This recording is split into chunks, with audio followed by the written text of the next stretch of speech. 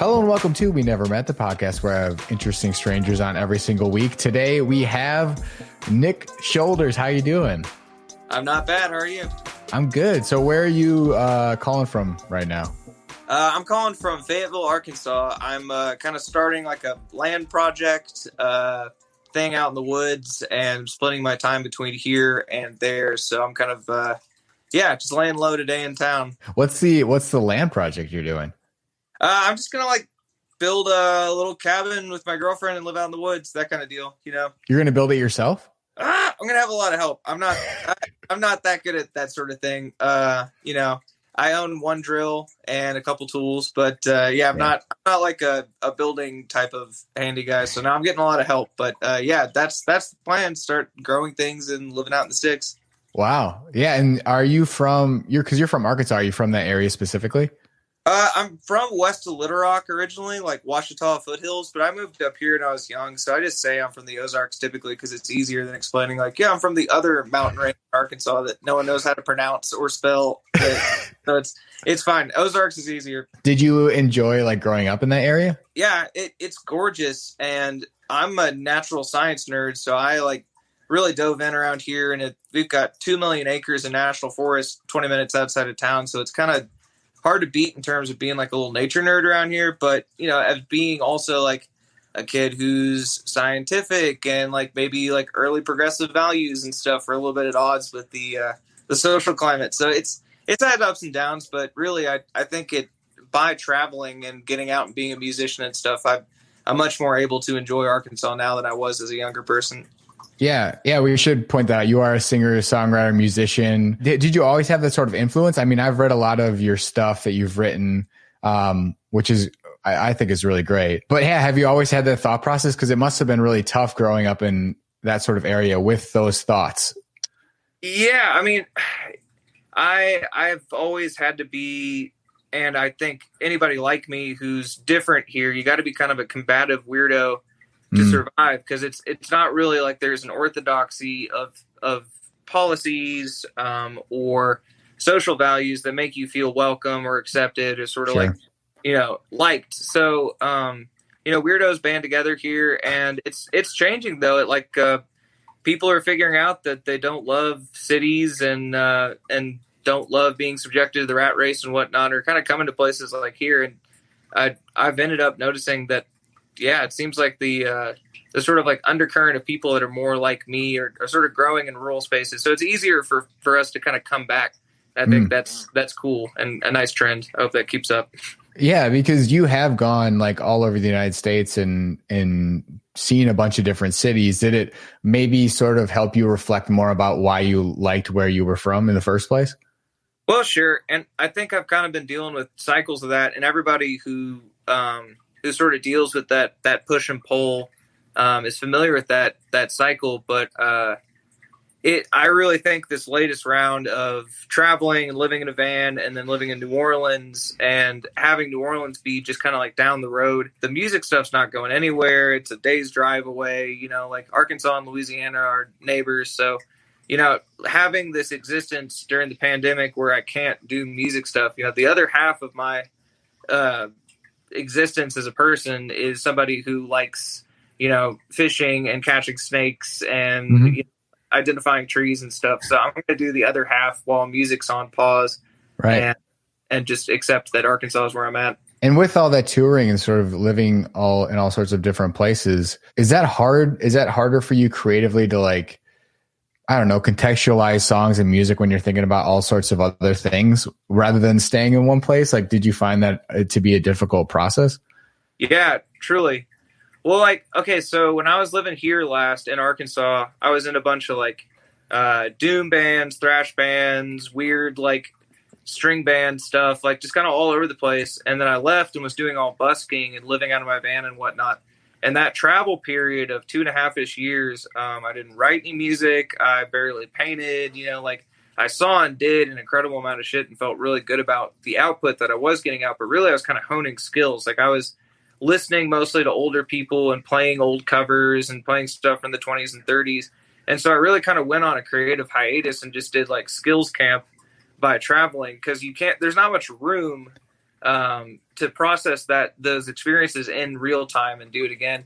So once I got to New Orleans, I think I kind of was able to take that whole experience and synthesize it, and then you get kind of the string of songs that have come out that I've been writing since that whole New Orleans stint. And then, I guess to answer your question, it's freaking hard. It's difficult when you're like living in parking lots and peeing in jugs and stuff. Yeah, Yeah.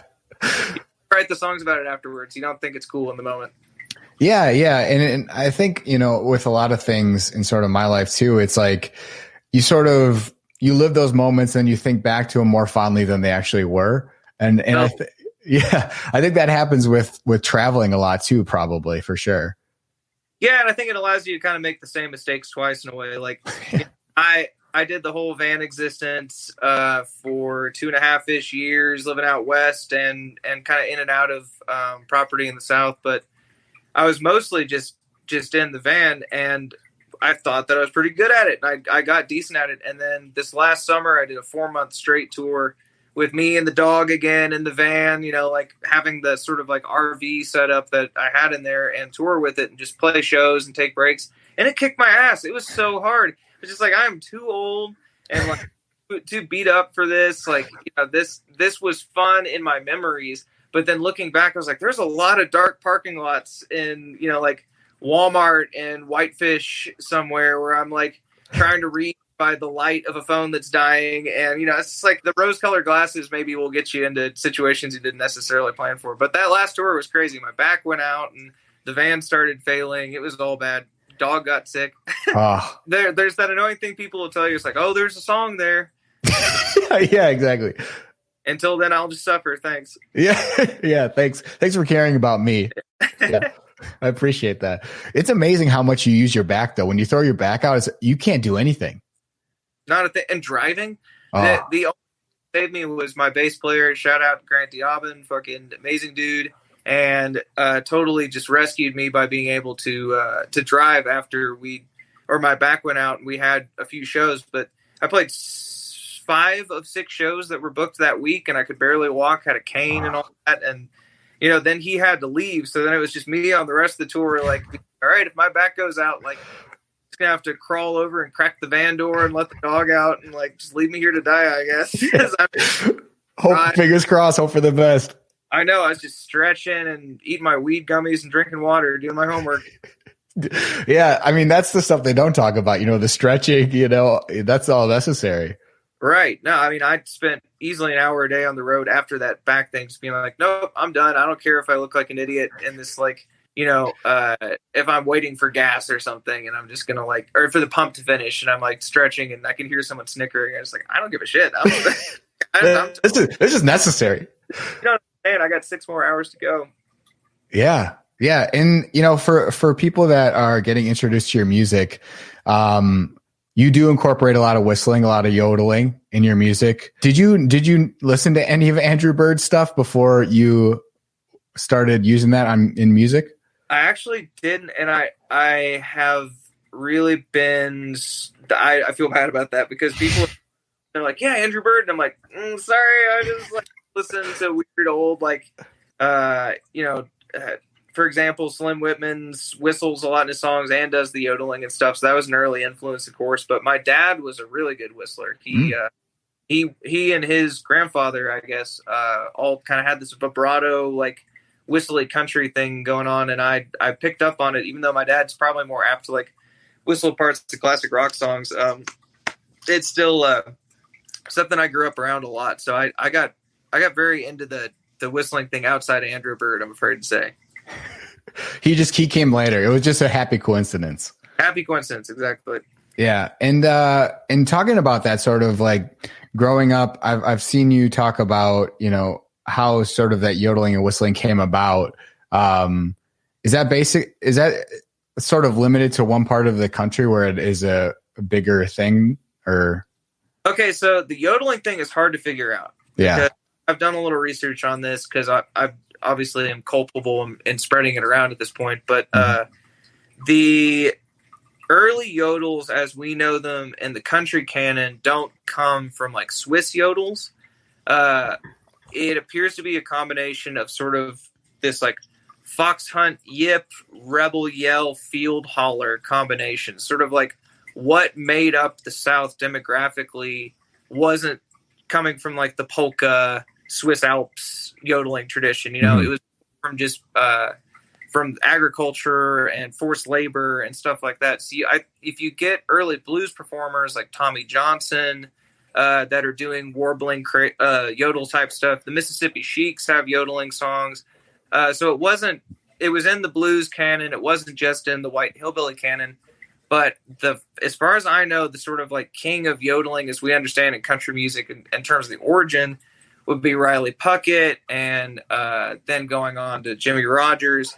But like all that is based in the South. But then you also start seeing, as soon as those early records are made in the 20s, performers in Minnesota and California and Arizona, and they pick up on the fact like, oh, we can make these noises. Like this isn't, Right. this is something from the moon. Like you can't, just because you're born within 100 miles of a swamp doesn't mean that you can yodel automatically. It's like, Yeah. So people from those other backgrounds, like people in the Midwest who did the polkas and who were from Northern Europe, contributed to that yodeling stuff. Hank Snow, obviously, is Canadian and he can yodel really well. So it's like, it was something that, in terms of where it was recorded and the specific influences on someone like Jimmy Rogers, that's very much like, yes, part of the unique cross-section of demography and geography that you get in the South.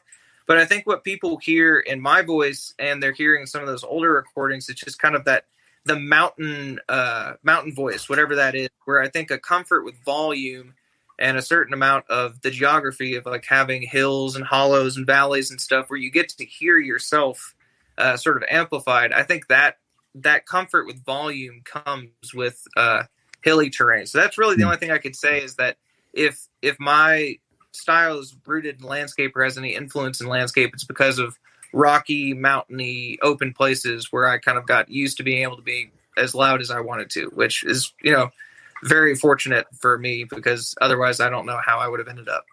Right. Yeah. You need some space to practice, Exactly. Yeah. And so going off of that, I guess, when did you start creating music and like start, I guess, down the path of like being a solo artist that's like making music as a career?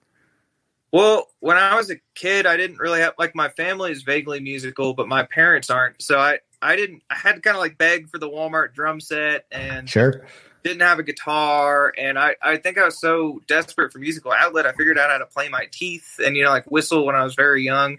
So I don't know if I was banging on pots and pans. You'll have to ask my parents, but I definitely know I was interested in music and collecting music. I had tape recorders, and I'd fill cassettes with bits of soundtracks from movies or particular things I liked. So I definitely was like interested in sound from more than just like a mechanical standpoint. Like I really wanted to be a part of music, but I really didn't start playing anything until I started playing drums when I was like a preteen, like 11, 12, 13.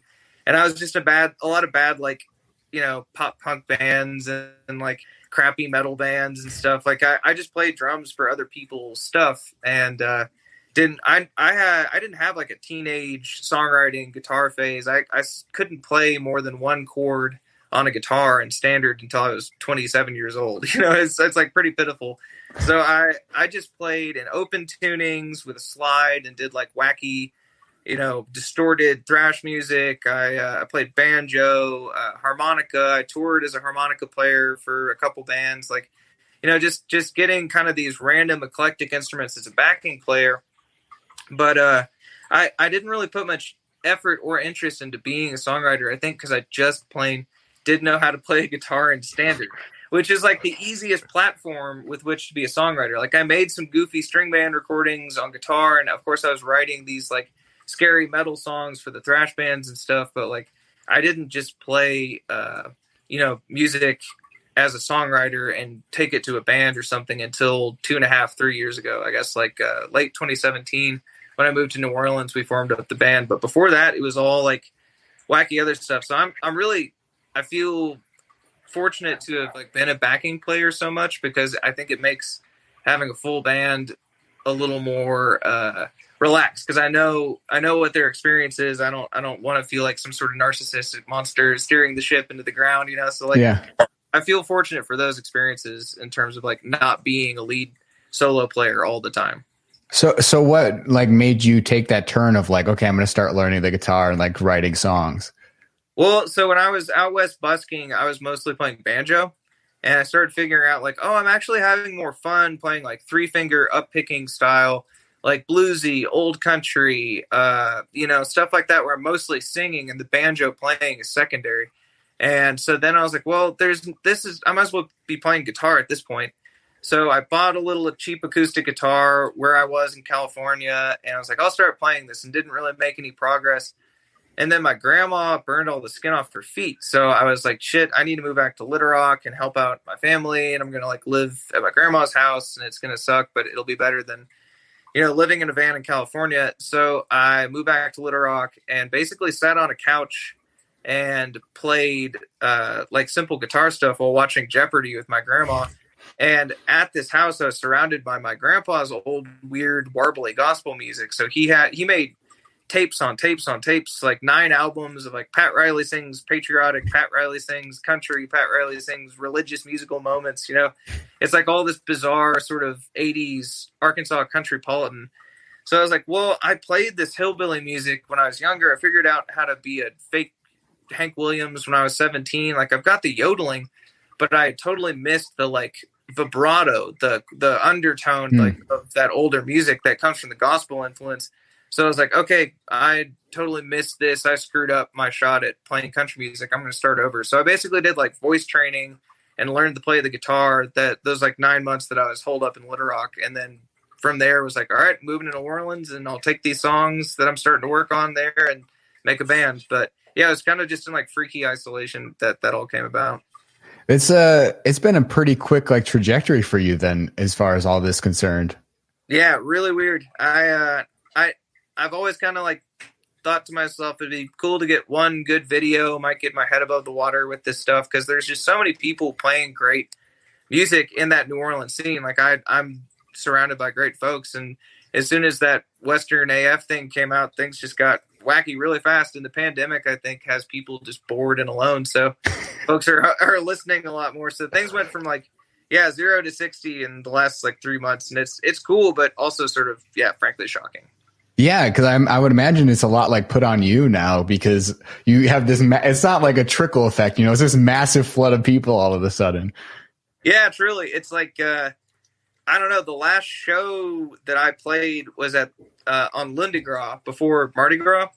And that was in New Orleans, and it was to like all the buds, and everybody was dancing, and everybody there knew each other. There was not really, it's Lundi Gras, there's a ton of folks there, but it was at St. Rock Tavern. It's the show we always get to play on a Monday night. So I was just like, it felt very normal and good. And then as the pandemic took off and the videos started getting crazy amounts of views, I was like, well, I wonder what shows are going to be like on the other side of this. I haven't played a show since this all happened, so I really have no clue. But like, I would hope that it'll be not too soon.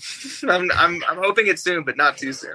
Yeah, I mean, just like I sort of found your music recently as well, like within the past couple months, and I've been watching like your live streams and stuff that you're doing, and like for me personally, like when I watch that, I'm like, wow, this is like it's not different just because of the music. I think it's different because like you just seem like someone that you'd want to be friends with, or that like actually, you know what I mean? Actually cares about the people that are watching. Well, I really do, because I'm making country music not really for me, so it like I've given up on trying to do all these other things that felt more relevant to what my experience in Arkansas, and like being a pissed off small town kid in the South, like all that kind of stuff. Like all the mad music has all been stuff that I felt more close to. And this was sort of stuff I pushed aside, like whistling and yodeling. I thought it was kind of novel, and I was kind of embarrassed of my grandpa's music. And then over time I've been like, you know what, this is actually like has something that I need to say. And so it's been really just too cool for it to happen this fast, but a part of, I think the result is that, all I've got's gratitude. Like, it went from like, oh yeah, I've got a couple thousand views and I love playing shows with my friends in New Orleans, to like all this crazy shit. So like, yeah, I guess what you're reading in me is that I'm not as hungry as these other folks. Maybe I just want to just like hang out. And so that's why, this has been all the crazier. With one of the pieces you wrote, it's called Fake Twain, How White Conservatism Stole Country Music. Has that gotten a big, like, sort of audience on that article? I mean, I found it almost instantly when I looked it up. It's gotten a fair amount of attention. I mean, whenever I've been doing stuff like this, like talking to y'all, doing interviews and podcasts, it's come up, and I'm glad of that. I would really hope so. I mean, I was in high school literary magazine and stuff. I always wanted to be a writer. I put a lot of energy into these songs in terms of craft and trying to be witty, I guess. Like I fancy myself as a writer somewhere in the back of my mind. So I'm really thrilled that somebody wanted to give me the platform to say all that. But yeah, it's been really cool to have mostly positive reception. Like, I've gotten a couple wingnut responses, but mostly everyone's like, yeah, that makes sense. I see what you're saying. Yeah, I think it's like, it's one of those things when you, even if you were to try to disagree, it's like, you clearly know way more than the other person does. You know what I mean? So it's hard to be like, it's hard to poke holes. Well, yeah, I mean, the thing is, like,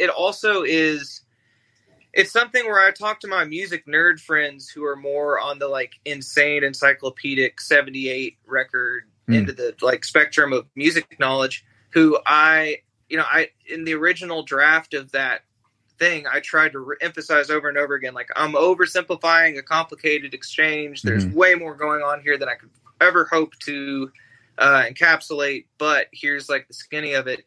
And I think really that's just kind of like, it goes with the territory, and something I've had to learn, that if you're going to tackle anything historical, brevity is a blessing, because it's the only way you're going to commit or be able to communicate the points you need to. And though it felt bad in the moment, like, I'm glad that did come out with the like amount of information that I was able to squeeze in there, I guess.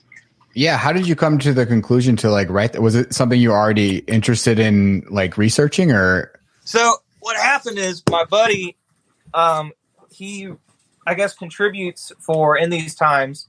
And I wrote a Facebook post that was basically kind of a draft of that article, essentially. And he contacted me and was like, hey, this is, well enough written that it could be an essay. You should work on it, make it not as Facebook oriented, and then get back to me and we'll see if we can publish it. And after a few more goes, we did it. Yeah, it was basically just, he saw it and was like, hey, I like this and would love to take this information out to the world. So I'm stoked that did that. Thanks, Joseph. Yeah, it's something that, I mean, I was a fan of country. Like, it's like all my parents allowed us to listen to was country music when we grew up, because it was quote unquote safe to listen to for, sure, yeah, for kids or whatever. And so, I feel like I would have come across an article or something like that at some point, but it's like the first article that I ever saw that was actually had that sort of different point of view. Yeah. Well, I'm not the only one saying it by a long shot. In fact, I think the reason I felt comfortable in writing the Facebook post was that there's been Washington Post podcast about the Black history of country music. There has been a lot of attention given in just written media about it. So I think that I was just encapsulating a point I already knew, and everyone in my sphere and kind of New Orleans country, like general Americana nerddom, was very fully aware of. So I felt like I was preaching to the choir. And I guess maybe just not enough of us have been vocal enough with the music fan base that is associated with the genre as performers to like make it clear, like, hey, this is not coming from sort of a pasty bearded perspective exclusively. Like, this music has a very complicated, diverse origins. And, whenever I bring up, and I think it's very difficult for people not to get triggered into their weird fragility states with stuff like saying the banjo's from Africa, and that, we owe a certain amount of credit to country music to Black performers. Like, that just sets people off because that's how people are. But if you say something like, the steel guitar, that's a Hawaiian instrument. And, the slide guitar and blues could also be traced back to that Hawaiian instrument. And people have this like zing kind of moment where it's like, oh, the South is blues and country and ragtime and jazz. We're all like these threads that sort of wove in and out of each other. And they're not like, segregated and strata layers and stuff. Like people, I've kind of got an archaeologist perspective on music, but I think people get way too like hung up on thinking things are so distinct and clear cut, like a strata layer. It's much more nuanced than that. But I think it's good that articles like that are coming out and it's being talked about. It's always good to learn where things come from and how things develop. I think you have to learn about the past to sort of inform the present. So. Right. And I'm a context and content kind of guy. I have to have context. And really, that's one of the reasons I never wanted to participate in country music, despite having like a regional and generational pedigree in like that type of music, is that, I was aware of what my queer friends and my black friends thought of country music and how it made them feel unwelcome and, was not made for people like them. And yet I had to like take the time to really tackle the source material to know that it was made by people like them, that music is not from my perspective exclusively. And that has like, that's something I try to espouse because I feel like people should be participating in traditional music forms and regional music forms. They'd feel a lot happier, I think, with continuing music into old age and in an academic context if they were felt empowered to do this without feeling like they were buying into this sort of white supremacist hokey hee-haw, you have to wear the hat kind of deal, like I think that type of country is in decline and it's great. And I'm so happy to see that kind of shrinking, and the idea that like a focus on craft and context and compassion is kind of what's steering the genre. And that's so cool to me. Yeah, and I think it opens up the genre for a lot more people because it can be a scary thing to take that on if you're even a listener. It's like if that's the perception, is like I don't even want to touch that. Like I don't want to listen to that at all. Exactly. Well, and I'm not sure where I'm speaking to you from, but like I have consciously neutralized my accent over the years because I didn't want to be perceived as racist by people from outside of the South. This is something I didn't do necessarily consciously, but it happened, Mm-hmm. And that sort of class and the way that people associate that dialect, that's a real mirror of what country music's image problem is.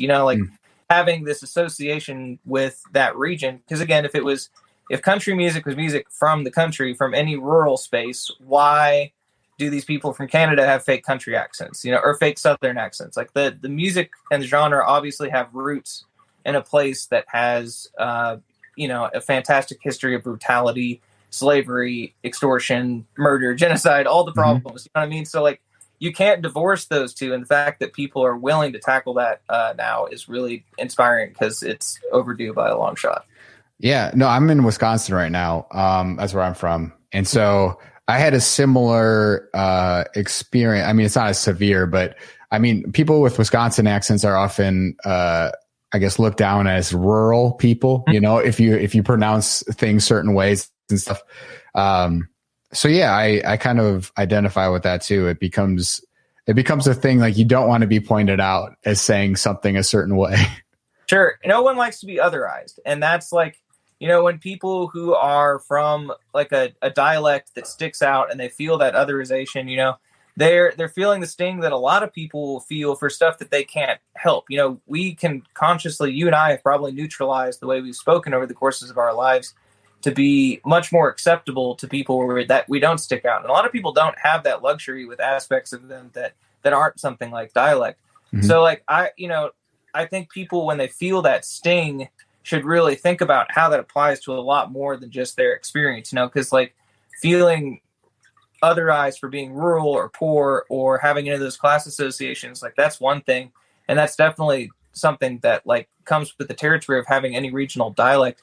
But those regional dialects don't all have connections to like a system of agriculture where people were owned and, enslaved and stuff. So it's kind of, I think the Southern dialect has a much more tortured history and a much much more responsibility on the part of the speakers to understand that history, and also like maybe for the rest of the US to kind of understand that that's not something you should deride people for and chide at, because, you know, the fact that somebody in Oakland, California, who's African American still says y'all 2 generations out of their family fleeing the South, you know, that shows that California is also very segregated. So like those dialects that retain themselves in communities outside of the South, the fact that those still exist really shows that everywhere else has work to do also. And so, like, you know, attacking a Southern accent is attacking a class that hasn't had much help, and it's really doesn't do any good for anybody, I feel like. So we talked a little bit about you recording your albums, and did you record both of them in New Orleans?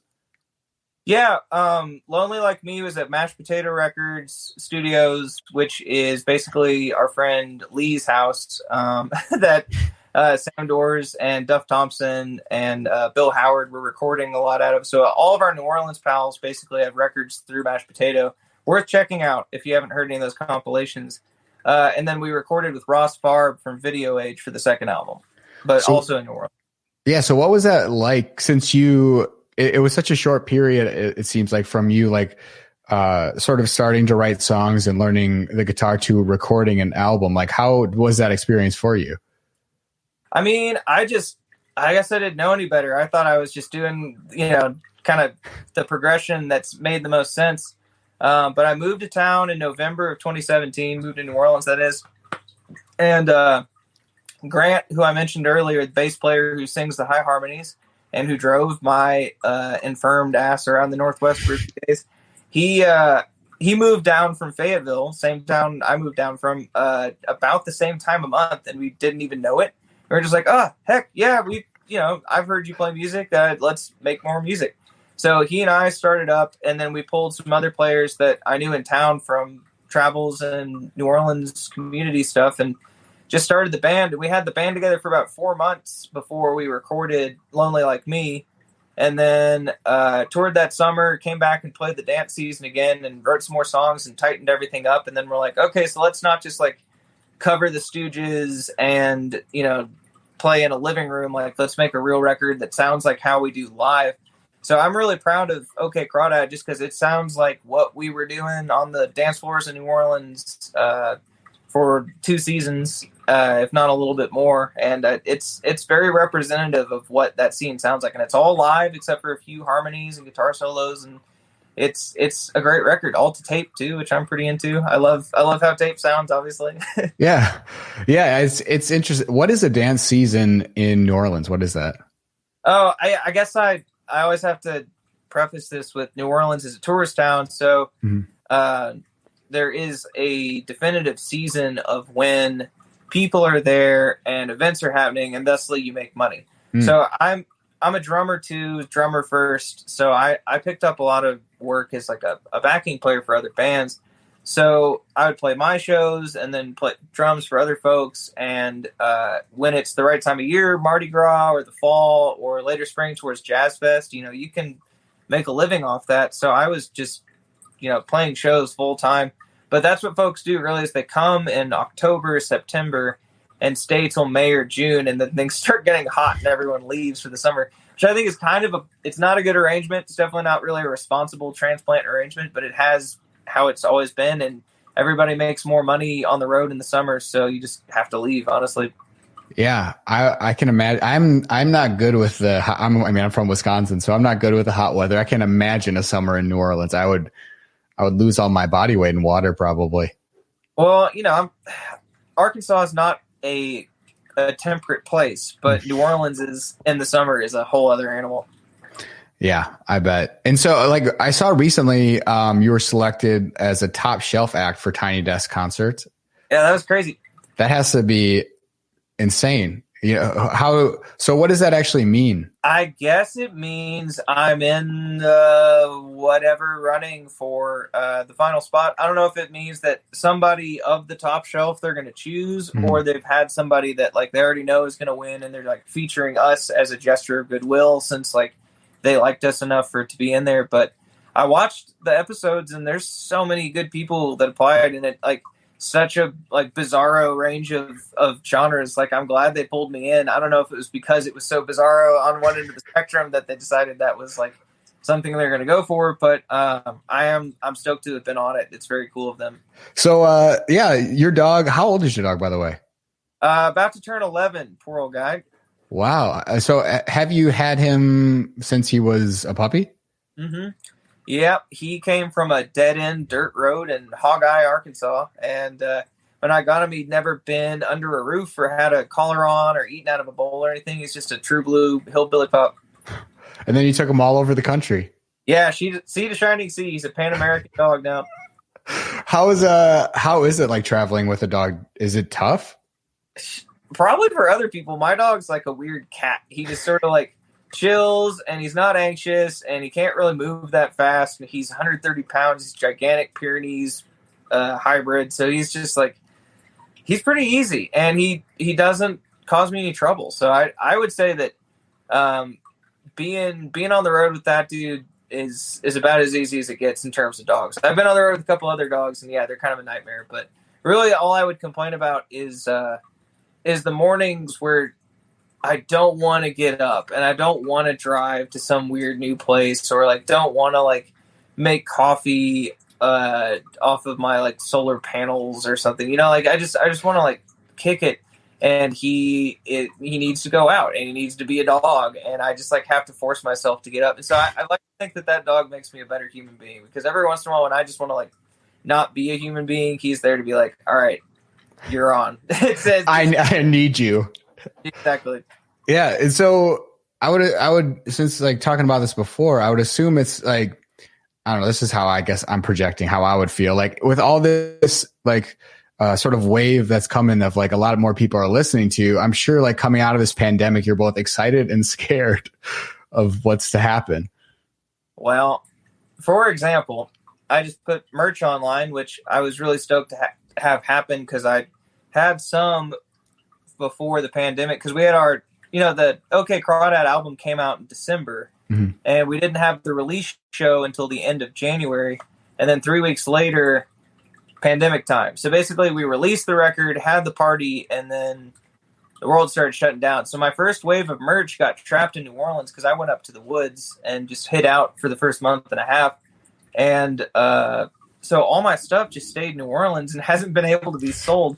So I just have had like this giant order of shirts and stuff that I was trying to get out to the world, stuck in Louisiana for 3 months. So I just got it all put together and put it online, and I'm so excited for people to want it. But a lot of people want it, and it's going to be like a freaky next couple of days. It's going to be a lot of printing and taping and going to post. And I don't know, there's something like 400 orders, not to talk too much out of school, but it's like, that is so much. I've never had to do anything like this. So it's like, yeah, if this is a sign of what's to come, I'm like daunted and excited. Check all the boxes. Yeah, it's gonna be wacky. Yeah, I'm gonna add one more to that list, because I'm definitely going to order that snake poster or that print.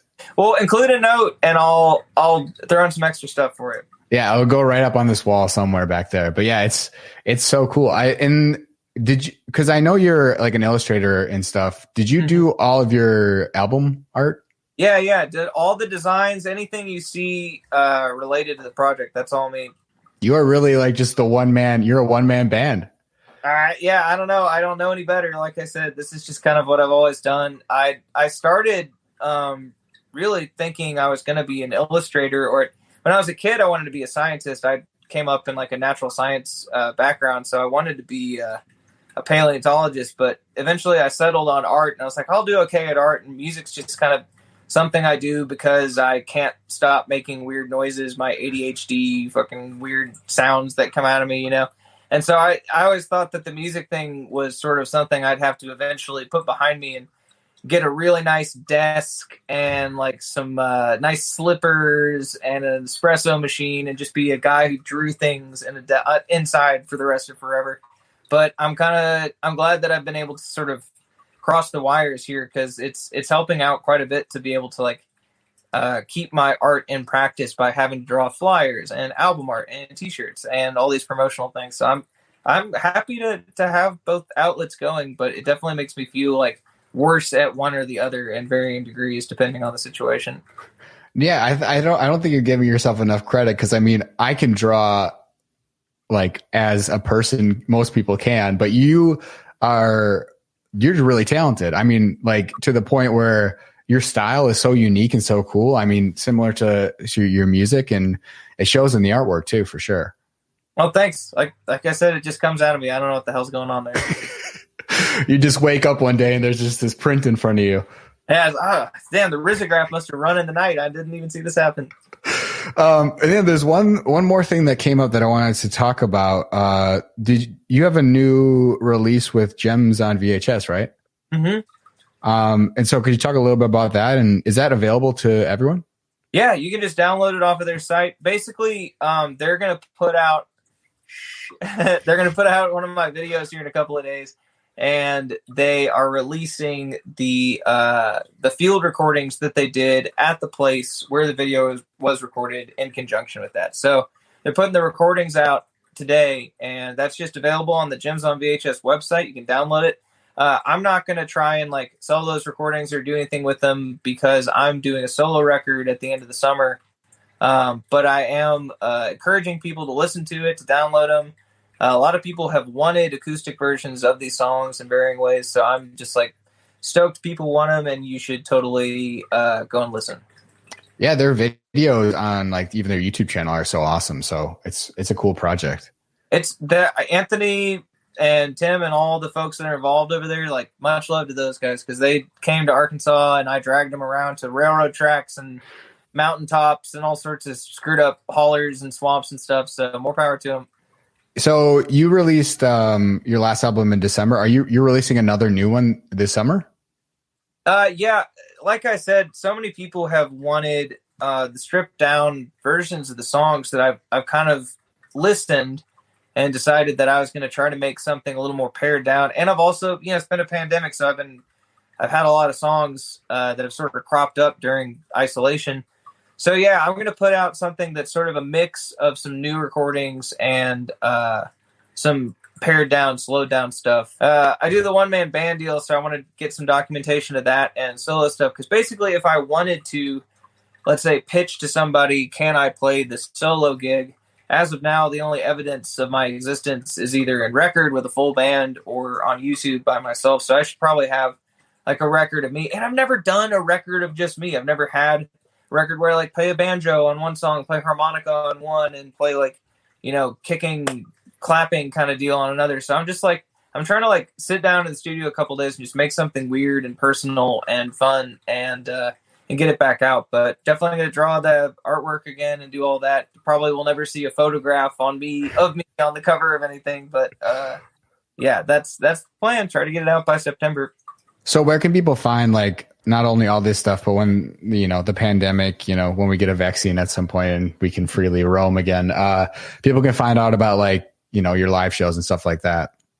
I'm working on a website. Should be launched in the next couple weeks, but Instagram is my best platform. If you're not a participant, Facebook's next best.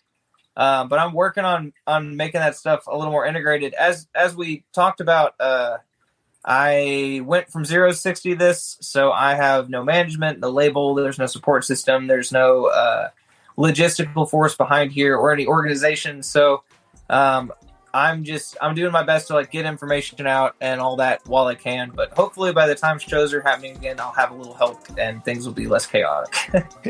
Yeah, for sure. Well, I appreciate you so much coming on here. I think you're super talented and you just seem like a really great person. So I hope you get millions and millions of people listening to you and you're just completely overwhelmed with the success.